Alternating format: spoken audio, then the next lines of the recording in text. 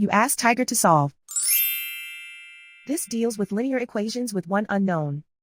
The final result is x equals 3/4. Let's solve it step by step. Simplify the expression. Simplify the arithmetic. Group all x terms on the left side of the equation. Subtract 6x from both sides. Simplify the arithmetic. Group like terms. Simplify the arithmetic. Isolate the x. Divide both sides by -8. Cancel out the negatives. Simplify the fraction.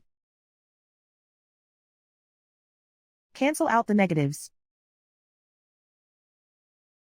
Find the greatest common factor of the numerator and denominator.